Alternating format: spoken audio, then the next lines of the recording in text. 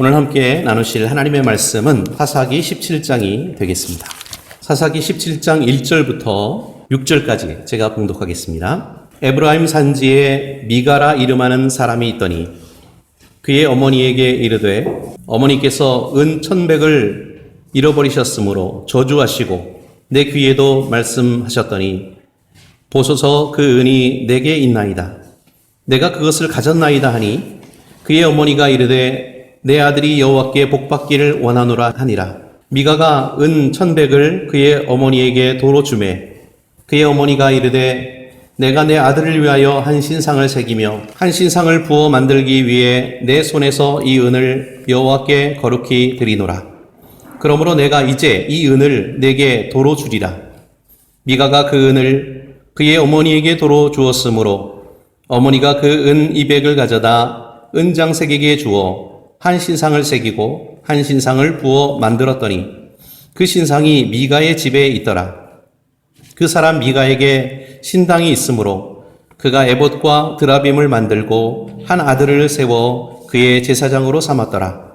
그때에는 이스라엘의 왕이 없었으므로 사람마다 자기 소견에 옳은 대로 행하였더라. 아멘.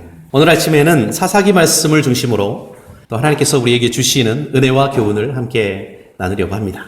사사기는 이스라엘 민족이 약속의 땅에 들어간 이후에 가나안 땅을 정복하고 그 이후에 왕이 세워지기까지 약 400년 동안 사사들이 다스리던 시대를 가리키고 있습니다. 사사는 당시 군사적 통치자였고요. 그리고 실제로 사람들 사이에서 중요한 일이 있을 때마다 판단을 해주는 또 판사의 역할을 했기 때문에 판관기라고 부르기도 합니다. 약속의 땅에 들어간 이스라엘 민족, 이스라엘 백성들이 가장 먼저 해야 될 일은 무엇이었을까요?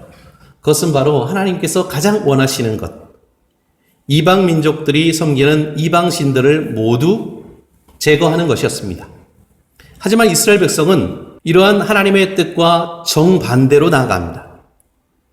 그래서 사사기에는 불순종이 일어나고 어떤 결과가 일어날 수밖에 없는지를 보여주는 그런 사건들이 계속해서 반복적으로 나타나고 있습니다.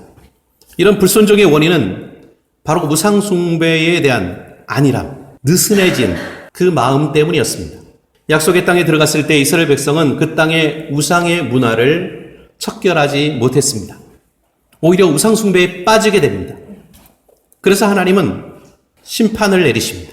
이방민족이 침범을 하고 침입을 해서 그들을 괴롭히고 고통스럽게 하고 죽이고 빼앗고 멸망시키는 일들이 바로 그 심판으로 주어진 것입니다. 그러면 이스라엘 사람들은 하나님께 무릎 꿇고 회개하고 기도하게 되죠. 그때 하나님은 바로 사사를 보내서 그들을 구원하십니다. 그런데 그 이후에 한동안 평화가 주어졌고 그 평화가 주어진 그 기간에 다시 그들은 우상숭배에 빠지고 하나님의 뜻과 하나님의 말씀에 불순종하게 되고 그래서 또다시 하나님의 심판이 이루어지는 이러한 상황이 악순환처럼 반복되는 책이 바로 사사기입니다. 오늘 본문 말씀은 이스라엘 백성이 불순종의 죄에 빠져 있을 때에 얼마나 왜곡된 모습이었는지 그것에 대해서 잘 말해주고 있습니다. 오늘 본문 말씀을 보면은 아들이 미가라고 하는 이 아들이 어머니의 돈을 훔칩니다. 이것도 말이 안 되죠. 어머니의 돈을 훔쳤는데 자그마치 1,100세겔입니다. 은화로 1,100개가 되는 돈이니까 꽤 큰 가치를 가진 돈이고요. 오늘날에도 거의 4억 이상 되는 어마어마한 돈입니다.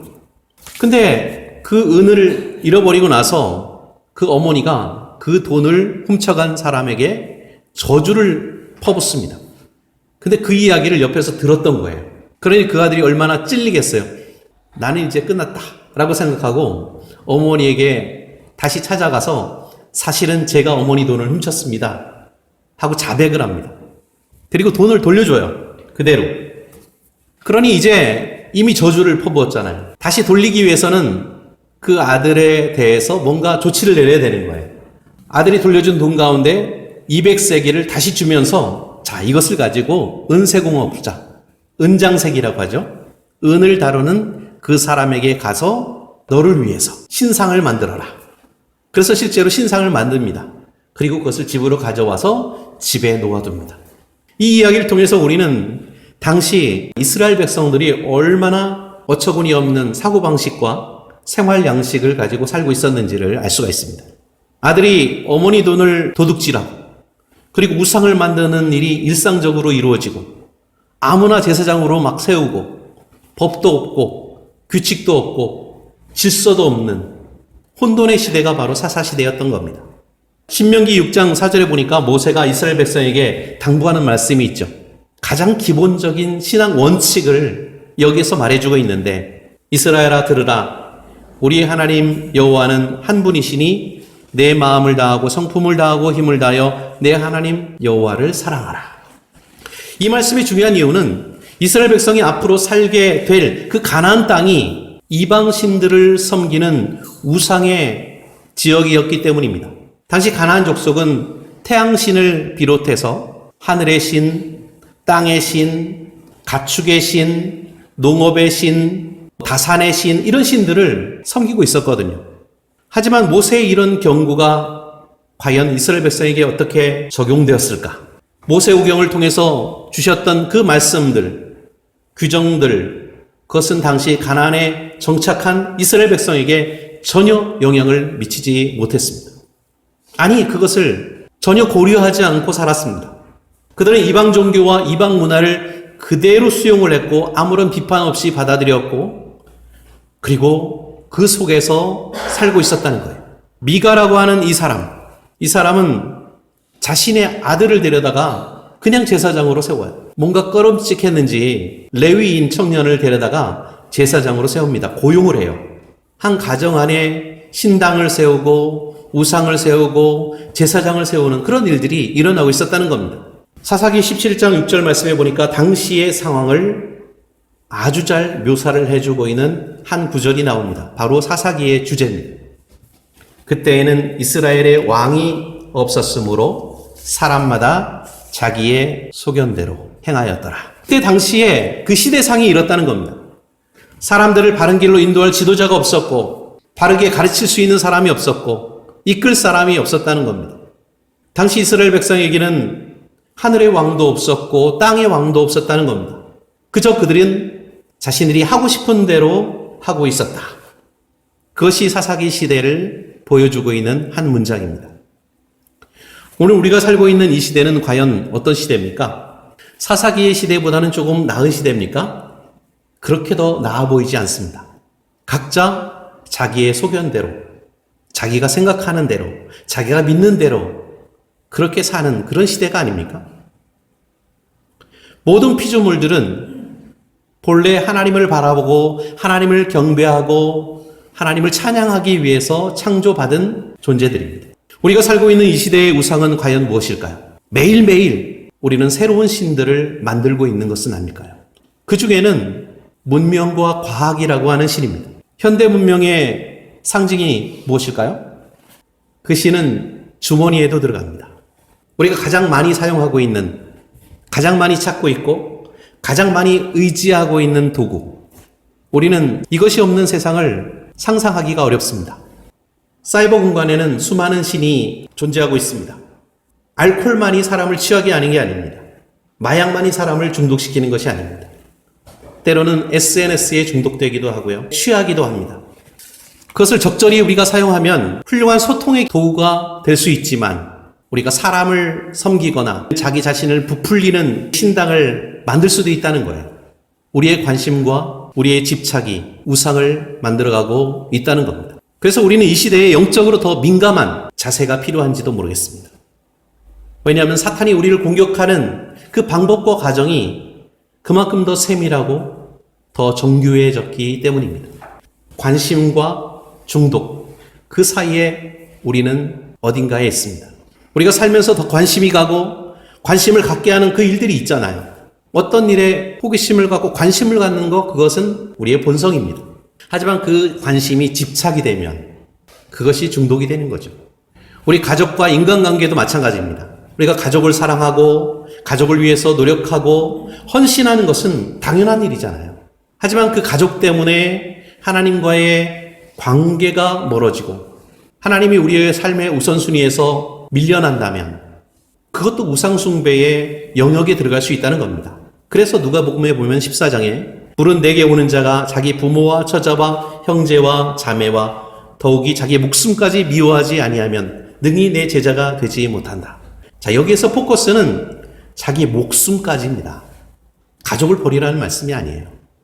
네 목숨조차도 하나님보다 우선순위에 세우지 않아야 된다, 말아야 된다라고 하는 그런 말씀, 강조하는 말씀이죠. 오늘 우리에게 주시는 말씀의 요지는 창조주 하나님께 대한 경배와 예배에 대한 말씀이죠. 그래서 어떤 형태든지 어떤 형태의 피조물이든지 그것이 우상이 되지 않도록 조심해야 된다라고 하는 말씀을 주시고 있는 겁니다. 그래서 바울 사도가 로마서 1장 25절에서 이렇게 말씀을 주시고 있습니다. 이는 그들이 하나님의 진리를 거짓 것으로 바꾸어 피조물을 조물주보다 더 경배하고 섬김이라. 주는 곧 영원히 찬송할 이시로다. 아멘. 오늘 시대에도 어떻습니까? 사사시대에 일어나고 있는 그런 일들이 지금 우리 주변에서 일어나고 있는 것은 아닐까요? 교만과 자만에 빠져서 어떤 사람과 물질 문명과 세상 문화를 섬기는 그런 모습이 바로 그것입니다. 그래서 우리가 겪고 있는 전염병과 전쟁과 기후위기와 경제적인 어려움, 그리고 사회적인 혼란, 도덕적인 타락, 이런 것들이 이 시대에 하나님께서 우리에게 주시는, 우리를 깨닫게 하고 우리를 돌아보게 만드는 그런 사건들인지도 모르겠습니다.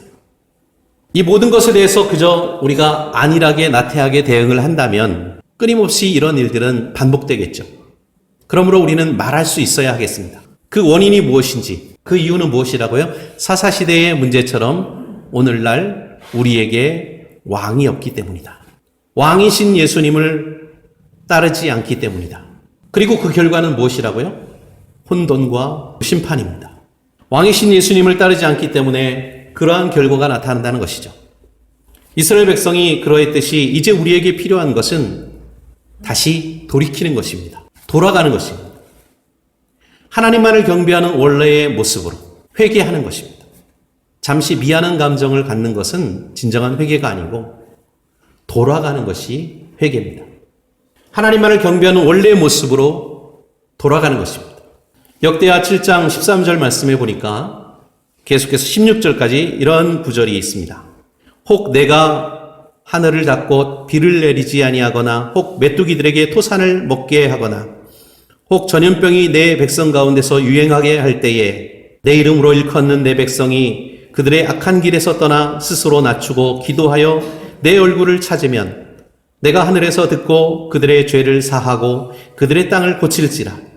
이제 이곳에서 하는 기도나 그 기도에 내가 눈을 들고 귀를 기울이리니 이는 내가 이미 이 성전을 택하고 거룩하게 하여 내 이름을 여기에 영원히 있게 하였습니다. 내 눈과 내 마음이 항상 여기에 있으리라. 바로 여기에 답이 있습니다. 다시 돌아가야 한다는 것입니다. 회개해야 한다는 것입니다. 회개는 나로부터 시작하는 것입니다. 만약에 우리 나라에 문제가 있고 우리 가정에 문제가 있고 우리 교회가 문제 있을 때 내가 먼저 회개를 해야 된다. 내 탓이고 나의 책임이다 라고 하는 고백을 먼저 해야 된다는 것입니다. 우리 각자가 시간을 내어 나 자신의 삶을 점검하고 스스로 나의 생활 속에서 우상을 만들러 오지는 않았는지, 우상을 만들고 있지는 않은지 확인하는 것에서 시작되는 것입니다. 내가 평소에 무엇에 관심을 가지고 있는지, 내가 집착하는 것이 무엇인지 한번 생각해 볼 필요가 있습니다. 또한 교회로서 우상을 세우고 있는 것은 아닌지 점검해 볼 필요가 있습니다. 일반적인 교회의 우상은 무엇일까요? 건물, 프로그램, 재정, 겉으로 드러나는 이런 것들로 교회를 평가하고 교회의 일을 생각하는 것. 그것도 우상 숭배 중에 하나입니다. 교회는 하나님의 나라죠. 그리고 교회는 하나님의 나라를 확장하는 그 일들을 위해서 존재합니다.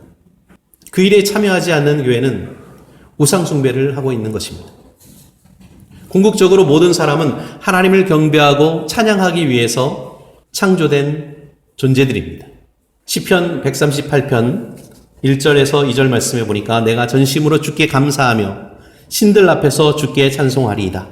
내가 주의 성전을 향하여 예배하며 주의 인자심과 성실하심으로 말미암아 주의 이름에 감사하오리니 이는 주께서 주의 말씀을 주의 모든 이름보다 높게 하셨습니다.